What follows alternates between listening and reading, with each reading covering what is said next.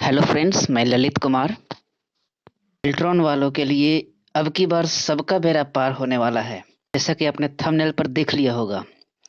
जैसा कि वर्ष 2019 में कुछ अभ्यर्थियों के साथ हुआ, वैसा इस बार नहीं होगा। वर्ष 2019 में लगभग 7,000 अभ्यर्थी पास थे, जिनको ज्वाइनिंग कराते कराते बेल्ट्रॉन को 7 वर्ष लग गए और अभी भी कुछ लोग बचे ही होंगे। इससे पहले के वीडियो में हमने बताया था कि जल्द ही हम शुरू करने वाले हैं प्रैक्टिकली किस तरह से सरकारी ऑफिस में कार्य करते हैं। कमेंट में भी हमने बताया था कि संडे को शुरू करने वाले हैं। तो ये पहला वीडियो है। स्टेप बाय स्टेप हम ये सब कुछ करने वाले हैं। कुछ फॉर्मेट तैयार करेंगे, कुछ दिक्कतें आएंगी, उसे किस तरह से मैनेज करना है वो सब कुछ आपके सामने स्टेप बाय स्टेप प्रैक्टिकली करके दिखाएंगे। कुछ फॉर्मेट तैयार करेंगे और फॉर्मेट को तैयार करने में क्या दिक्कतें आएंगी, उसको किस तरह से मैनेज करेंगे, सब कुछ स्टेप बाय स्टेप आपको बताएंगे। ये सब कुछ आपके लिए जानना इसलिए ज़रूरी है क्योंकि बेल्ट्रॉन आपको ट्रेनिंग नहीं देती और सीधे सरकारी कार्यालय में भेजती है।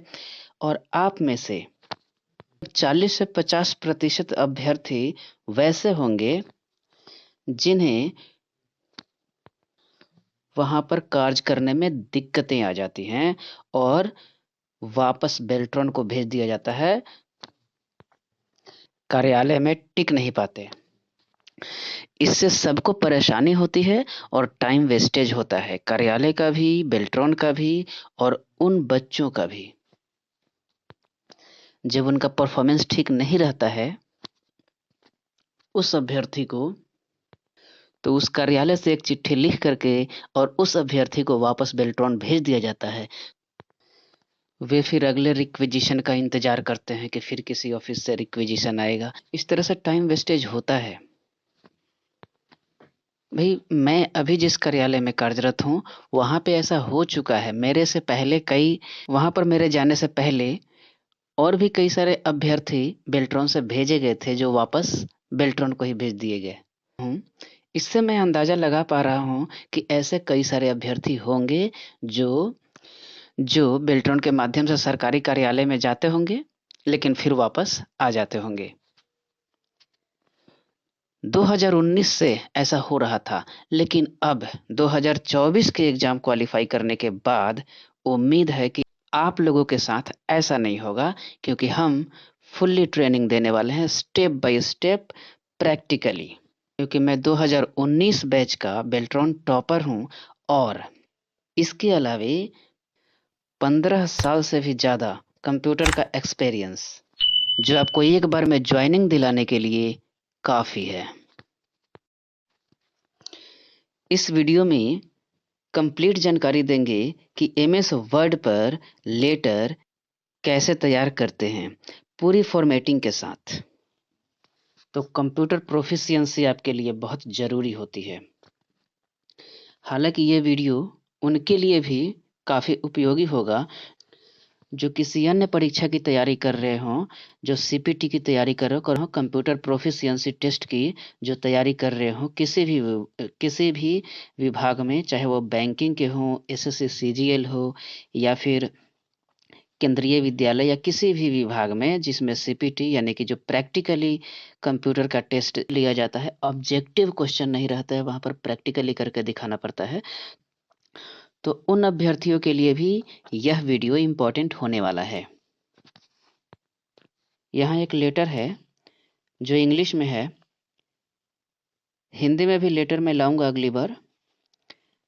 ऐसा है कि जब बेल्ट्रॉन आपको किसी सरकारी कार्यालय में भेजेगी तो वहाँ पर आपको कोई सा भी फॉर्मेट तैयार करने को दे सकते हैं। सपोज इस तरह का लेटर आपको तैयार करना है, तो कौन कौन सी दिक्कतें आएंगी और उसका कैसे कैसे समाधान करेंगे, वो सारी चीज़ें इसी वीडियो में बताएंगे।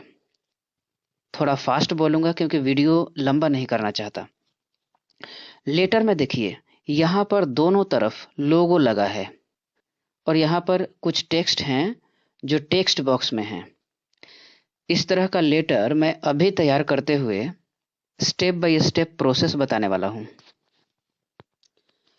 यहां से मैं नया डॉक्यूमेंट खोल रहा हूं, जो आप Ctrl+N से भी खोल सकते हैं। यहां देख रहे हैं लोगो है, बिहार सरकार का लोगो है, जो आप गूगल से भी डाउनलोड कर सकते हैं। हमारे पास यहाँ फोल्डर में है लोगो। चलिए इसे सेट करते हैं। इस पर माउस का लेफ्ट बटन दबाएं और बटन दबाए हुए रखें, फिर खींचकर अपने MS वर्ड फाइल पर ले जाएं। MS वर्ड यहीं पर सामने लाने के लिए Alt टैब का यूज करें। फिर MS वर्ड सामने आते ही लोगो को, ये जो लोगो है उसको यहाँ पर छोड़ दें। अगर आपको ऐसा नहीं करने आए तो कोई बात नहीं है, क्योंकि दूसरा आसान तरीका है, लोगो को Ctrl+C से कॉपी करें। लोगो कॉपी हो जाएगा और यहाँ MS वर्ड पर पेस्ट करें। अब इसे एडजस्ट करें। कई बार जब आप इसे सही पोजीशन पर एडजस्ट करना चाहेंगे तो यह हिलेगा नहीं, चपका रहेगा, आप परेशान रह जाएंगे। तब यह बात याद रखें कि आपको इस पर डबल क्लिक करना है। जो लोगो है या कोई इमेज हो उस पर डबल क्लिक करना है, मतलब लगातार 2 बार क्लिक करना है। तब क्या होगा? तब यहाँ फॉर्मेट टैब एक्टिव हो जाता है। फिर यहाँ रिबन पर देखें। यहाँ रैप टेक्स्ट में आवश्यकता अनुसार ऑप्शन चुनें।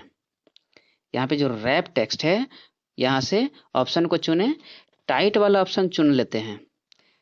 टाइट वाला ऑप्शन चुन लेते हैं, ये सही रहेगा। अब देखिए जो लोगो चपका हुआ पड़ा था, अब माउस के लेफ्ट क्लिक के साथ घसीट कर कहीं भी ले जा सकते हैं। इसी तरह से दूसरा लोगो भी लाकर एडजस्ट करें। फिर यहाँ से एक टेक्स्ट बॉक्स बनाकर उसमें ये टेक्स्ट टाइप करें और उसे एडजस्ट करें। मैं कॉपी पेस्ट कर लेता हूं ताकि आपको उन चीजों को समझा सकूं जहां आपको दिक्कत आ सकती है। देखिए यहां टेक्स्ट आते ही कौन सी समस्या आ गई। वैसा नहीं है जैसा उस लेटर में था। पहली बात तो यह है कि सेंटर अलाइन करें। Ctrl+E से, पता होगा Ctrl+E से सेंटर हो जाता है, या फिर यहां रिबन से सेंटर में कर सकते हैं। पहली बात तो यह है कि सेंटर अलाइन करें। Ctrl+E से, पता होगा Ctrl+E से सेंटर हो जाता है। फिर लाइन के बीच गैप देखें, ज्यादा है। सही करने के लिए यहां पैराग्राफ में जाकर यहां स्पेसिंग में बिफोर आफ्टर दोनों को 0 करें। लाइन स्पेसिंग सिंगल या 1 करें।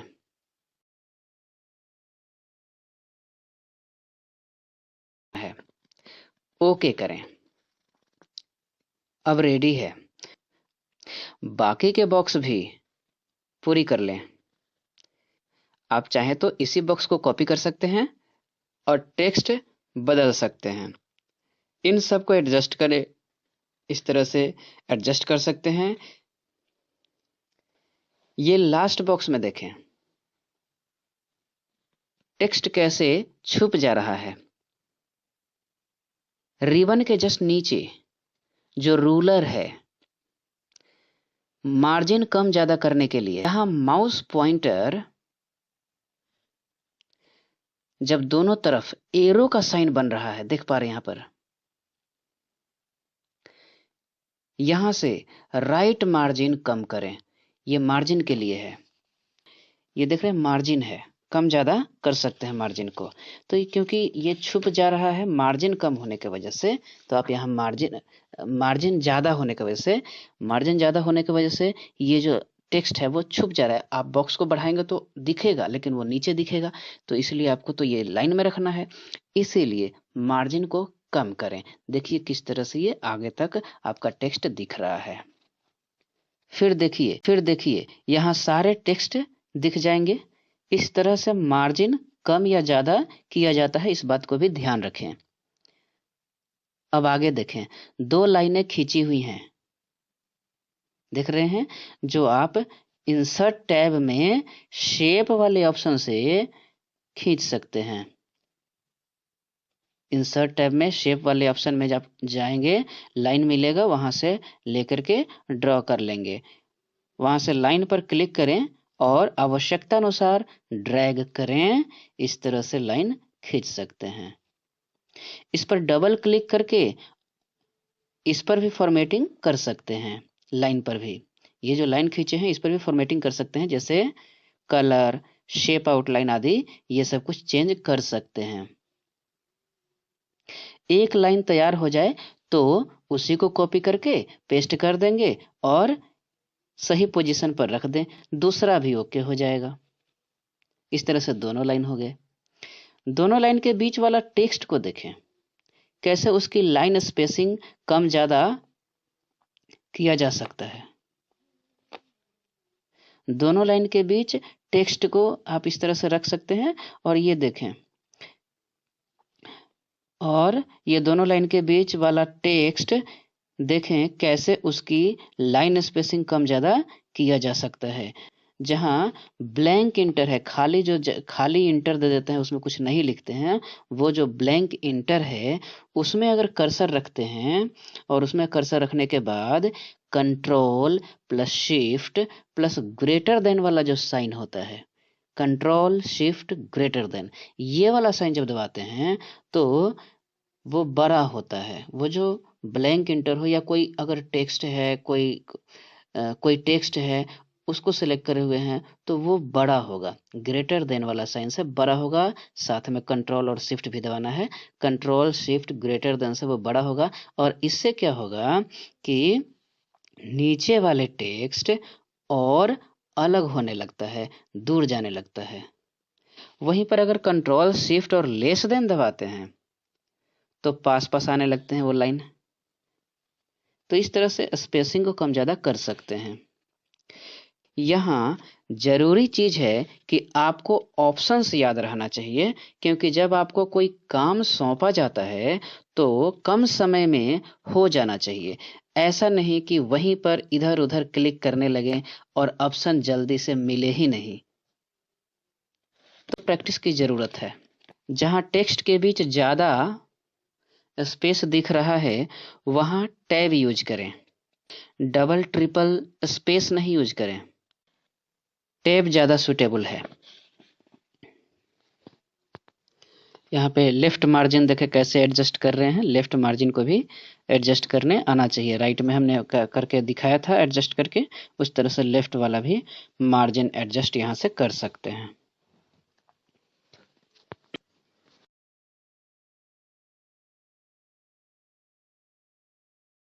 अब आते हैं टेबल पर।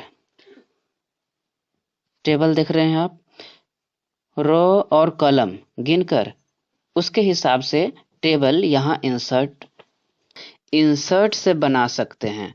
कम ज्यादा रो या कॉलम बाद में भी मैनेज हो जाता है। लास्ट में रो बढ़ाना हो तो लास्ट सेल में कर्सर रखें और वहां पर टैब दबाएं, नया रो अपने आप बन जाएगा।